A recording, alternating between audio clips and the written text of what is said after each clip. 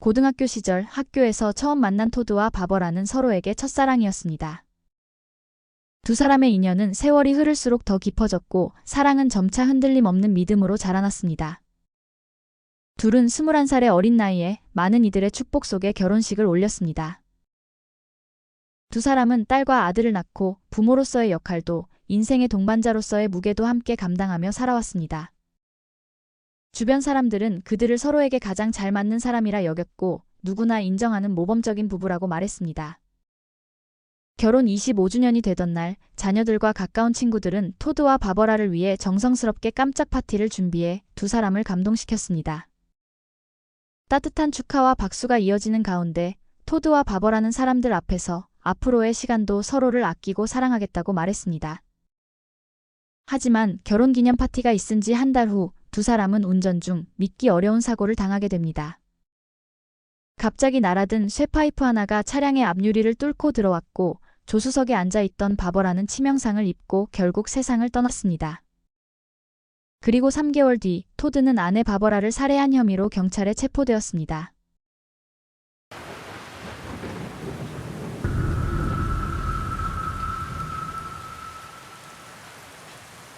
2016년 9월 16일 오전 8시경 위스콘신주 웨스트살렘 911 센터에 다급한 목소리의 신고 전화가 걸려왔습니다.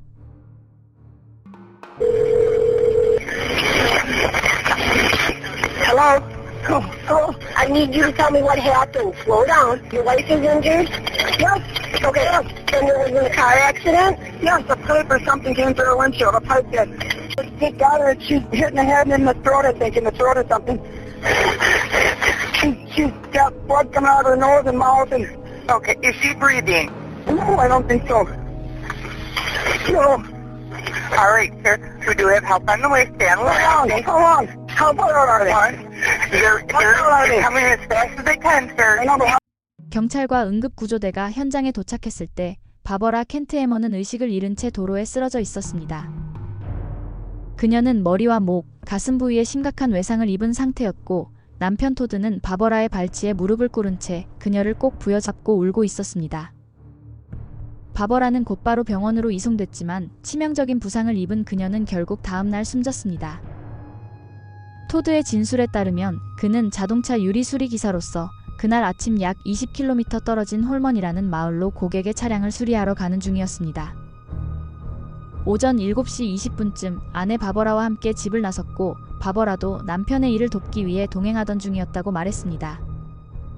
그리고 부부의 차량이 홀먼 근처에 도착했을 무렵 반대 차선에서 트럭이 빠르게 지나간 후 135cm에 달하는 쇠파이프 하나가 앞유리를 뚫고 차량 내부로 날아들었고 조수석에 앉아있던 46세의 바버라를 강타했습니다. 토드는 순간적으로 그것이 파이프가 아니라 새인 줄 알았다고 진술했습니다. 충격 직후 토드는 차에서 내려서 앞유리에 박혀있던 파이프를 뽑아 차 밖으로 던졌습니다. 이어 그는 바버라를 조수석에서 끌어내 차 밖에 눕힌 뒤 911에 신고 전화를 했다고 말했습니다. 대부분의 응급요원들과 경찰관들은 토드의 말을 믿고 그저 안타까운 사고로 여겼습니다. 하지만 한 노련한 경찰관은 뭔가 석연치 않다고 느꼈습니다. 만약 거대한 쇠파이프가 차 유리를 뚫고 날아들어왔다면 유리 파편이 몸이나 옷에 남아있는 것이 정상입니다. 그러나 바버라의 몸에서는 유리 조각이 발견되지 않았습니다.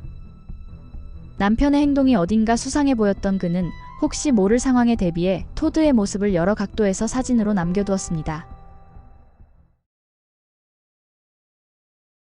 수사가 본격적으로 시작되자 토드에 대한 의심은 점점 확실해지고 있었습니다. 그는 사건 당일 손님의 차량을 수리하러 홀먼으로 가는 길이었다고 진술했지만 자신에게 수리를 의뢰했다고 지목된 차량 소유자는 그런 요청을 한 적이 없다고 말했습니다. 게다가 웨스트 살렘 중학교 급식소에서 일하고 있던 바버라는 평일 오전 8시까지 학교에 출근해야 했기 때문에 출근 시간에 정반대 방향인 홀먼에 갈 이유가 없었습니다. 이러한 정황은 남편 토드의 진술에 대한 의문을 키웠고 곧 이어 진행된 바버라의 부검 결과는 그 의심을 더욱 명확하게 만들었습니다. 부검에 따르면 바버라는 머리 뒤쪽에 3개의 자창이 있었고 두개골 후두부에는 골절이 발견되었습니다. 코뼈가 부러졌으며 입안 쪽에는 멍과 출혈이 있었고 팔 윗부분에도 멍 자국이 남아 있었습니다. 또한 목에는 출혈 흔적이 있었는데 이는 교살, 즉 목을 졸라서 생긴 손상과 일치한다고 부검 보고서는 밝혔습니다. 바버라의 목에는 손톱 자국으로 추정되는 상처도 있었으며 손톱 2개는 찢겨져 있었습니다. 한편 토드 역시 손가락 관절이 피로 얼룩져 있었고 목과 가슴에는 긁힌 자국이 있었습니다. 그는 이 상처들이 앞유리를 맨손으로 쳐서 생긴 것이라고 주장했습니다. 하지만 일부 사람들은 아내를 때려 숨지게 한 뒤 기이한 사고로 위장하려 했던 것 아니냐는 의심을 제기했습니다. 경찰은 토드의 주장대로 쇠파이프가 날아들었다는 그 트럭을 찾기 위해 도로 곳곳의 CCTV를 확인하고 차량 통행 기록을 조사했으며 사고 현장 주변을 샅샅이 뒤졌습니다. 그러나 사고 당시 해당 구간을 지나간 트럭은 단 한 대도 포착되지 않았고 현장에도 차량의 흔적은커녕 이를 목격했다는 사람조차 없었습니다. 수사가 이어지던 중 한 행인의 충격적인 증언이 나옵니다. 그는 사고 당일 차량이 도로 옆 배수로에 반쯤 빠져 있었고 앞유리는 멀쩡했으며 조수석 문이 열려 있었고 주변에는 아무도 없었다고 말했습니다. 현장에서 수거된 증거들도 이상했습니다. 조수석에는 유리 파편이 넓게 흩어져 있었으나 문 안쪽 포켓에는 유리 조각이 전혀 없었습니다. 이는 유리가 깨질 당시 문이 열려 있었다는 의미로 해석됩니다. 게다가 조수석 주변에는 누군가 그 자리에 앉아 있었다는 흔적조차 없었습니다. 그리고 무엇보다 결정적인 점은 해당 쇠파이프 안에서는 단 한 방울의 피도 발견되지 않았다는 사실이었습니다. 이후 토드는 조사를 받기 위해 경찰서로 불려갔고 처음 그는 그저 단순한 사고 조사라고 믿었습니다. 그러나 사실 경찰은 그를 주요 용의자로 간주하고 있었습니다. Terrible tragedy. Can't imagine what you're going through.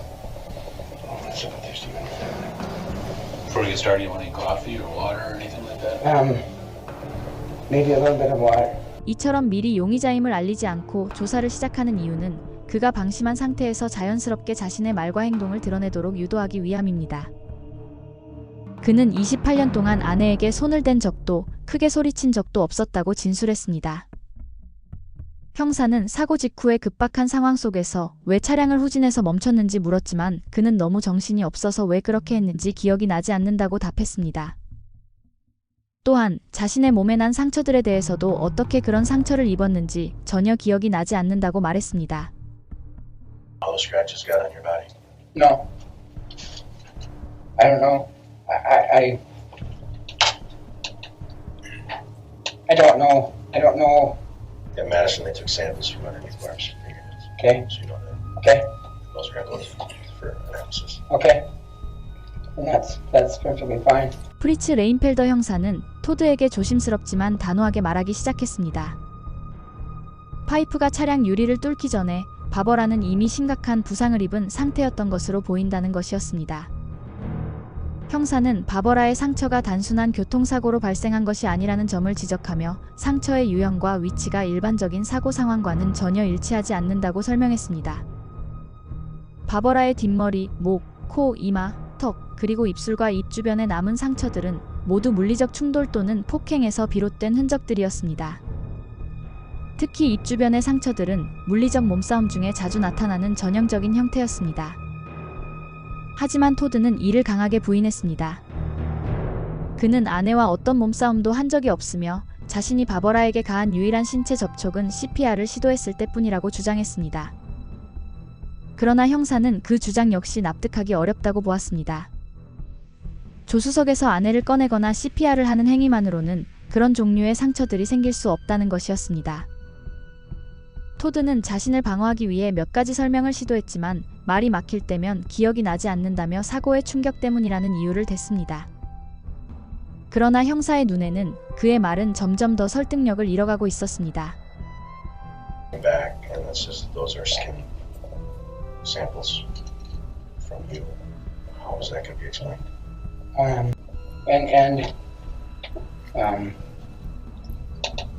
I don't know. I mean, you tell me this stuff now, and then I try to come up with a scenario, and it's going to sound like I'm just pulling straws out. The truth. I'm trying to give you the truth. I'm giving you everything I can tell you. You had 3 deep cuts in the back of the head and a broken skull back there. Sure, And all the let's way From where? From how? impact from the back. I don't get it. From somebody hitting her with an object, slamming her head against it? I'm saying that the accident, that pipe, as it rolls off, is going to roll and drop straight down. It's not going to continue on going that way. It's a flat road. The only one that was there. You're the only one that knows. I am Barb. And you know everything. Yeah, and Barb, we can't ask Barb now, can I we? can't. We can't ask Barb. We can ask you. And you're the only one that's going to be able to tell us. 사건 발생 3개월 후 토드 켄트 해머는 1급 살인 혐의로 체포되었습니다.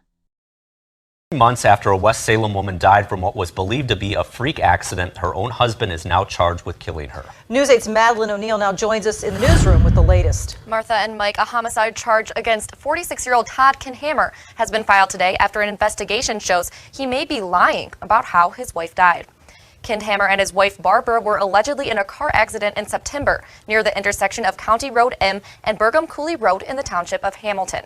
Kinhammer told the La Crosse County Sheriff's Department his wife was injured when a pipe fell off a truck and crashed through the windshield of the car he was driving, hitting Barbara in the passenger seat and knocking her unconscious. She died the next day. But after further investigation by the La Crosse County Sheriff's Department, authorities say that story doesn't add up, and they charged Todd Kinhammer with first-degree intentional homicide. 사건 당일 바버라는 그날 아침 출근에 지각하고 있었습니다. 그녀는 절대 지각하는 사람이 아니었고 아침 8시가 지나자마자 상사는 걱정이 되어 그녀에게 전화를 걸기 시작했지만 물론 의식을 잃은 바버라는 전화를 받을 수 없었습니다. 그녀가 그 시간에 갑자기 남편과 함께 차를 타고 평소 출근하던 웨스트 살렘 중학교와는 정반대 방향에 있는 홀먼으로 향했다는 것은 쉽게 납득하기 어려운 일입니다. 또한 수사기관은 토드가 주장한 사고 상황을 어떤 방법으로도 재현해낼 수 없었습니다. You told Investigator Leinfelder in the interview that we watched that you were driving to Holman, and again you mentioned Justin Heim, correct? I mentioned Justin Heim. 토드는 사건 당일 저스틴 하인의 차량을 수리하기 위해 홀먼에 가고 있던 중이었다고 진술했지만 확인 결과 저스틴은 차를 고쳐달라고 그에게 요청하지 않았다고 밝혔습니다. You were informed that Justin Heim was talked to and didn't back up your story. You then said it was his friend who needed the windshield, right? I don't recall if I said that or not. You punched her, broke her nose, No, caused bruises on her face. no. There's blood on both your knuckles, right? It's not from punching my wife. There's scratches on your neck, right? Yes, there was. She had a broken nail, right? Yes, she did. I know. In the photographs from the scene, it wasn't on you. I took it off Why'd you do that? because it was bleeding. I didn't know if my fingers were going to swell up. 검사는 바버라의 목에 난 상처는 토드가 그녀를 목 졸라 생긴 흔적이라고 주장했습니다. 또한 입 주변에 생긴 상처 역시 단순한 충격으로는 설명되지 않으며 이는 토드가 바버라의 비명소리를 막기 위해 손으로 그녀의 입을 강하게 틀어막은 과정에서 생긴 것으로 보인다고 밝혔습니다. 아울러 그는 신문 과정에서 형사에게 여러 차례 거짓말을 했습니다. 평소 아내를 매일같이 직장까지 데려다주던 그가 아내의 정확한 출근 시간이 오전 8시라는 사실을 모를 리 없음에도 불구하고 그녀가 8시 30분에 출근한다고 허위 진술을 했습니다. You were vague about where the pipe came in and what it did because it never happened that way, right? It did happen that way, to the best of my knowledge. 하지만 배심원단은 토드의 말을 믿지 않았습니다. 검찰 측은 토드가 아내를 잔혹하게 폭행한 후 그 사실을 은폐하기 위해 우연한 사고를 꾸며냈다고 주장했습니다. 하지만 아이러니하게도 이 사건에서 주목할 만한 점은 토드와 바버라의 가족들 대부분이 토드를 옹호했다는 것입니다. Did Barbara Kenthammer ever complain of Todd acting inappropriately towards her? Never. Did you ever see any types of injuries on Barbara that were unexplained? Never. Always having fun together, smiling, holding hands, laughing, just enjoying each other's company. How would you describe their relationship? Best friends, loving, caring, do anything for each other. Very, very good relationship. Always very good to one another. Todd has been wonderful to all of us. Just couldn't say anything better about him. Our relationship was perfect. What do you mean by that? They had the love and the same interests that Me and my wife share. They get along very well. They do everything together. They just seem overall happy all the time. 심지어 부부의 딸까지 증인으로 나와서 아버지를 선처해달라고 요청했습니다. My dad is an amazing, kind, and caring person. 검찰 측은 이번 사건이 단순한 사고가 아니라 통제적인 관계 속에서 벌어진 치명적인 폭발이라고 판단하고 있습니다. 바버라를 오랫동안 통제해온 남편 토드가 그날 아침 결국 이성을 잃고 아내를 폭행해서 숨지게 했다는 것이 검찰 측의 주장입니다. 토드는 매일 아침 바버라를 직장까지 데려다줬고 근무 시간 중에도 반복적으로 연락을 취했으며 친구들하고 사슴 사냥을 하던 중에도 아내가 보고 싶다며 집으로 갔습니다.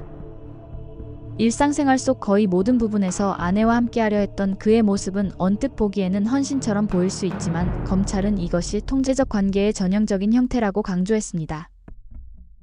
Did you love Bart? Yes.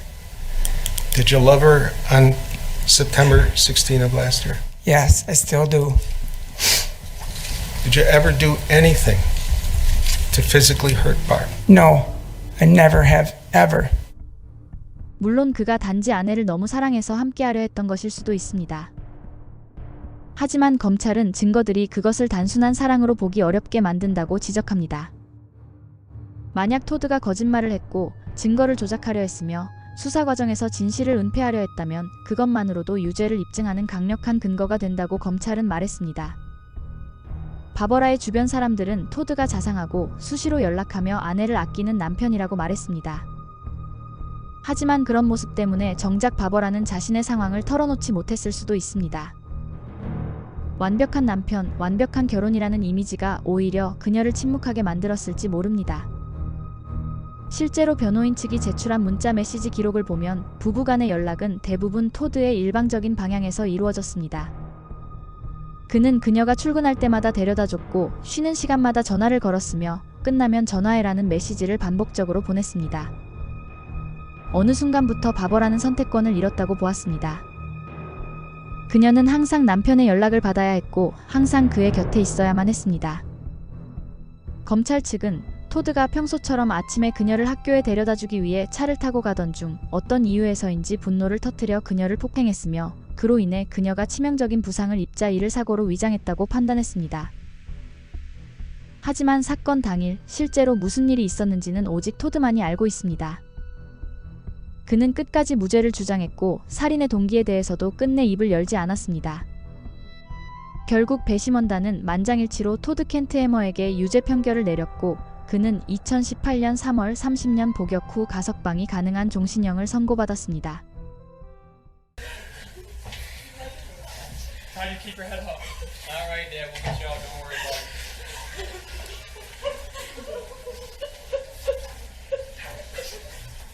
영상 제작에 힘을 보태주실 분들은 구독, 좋아요, 알림 설정 부탁드립니다.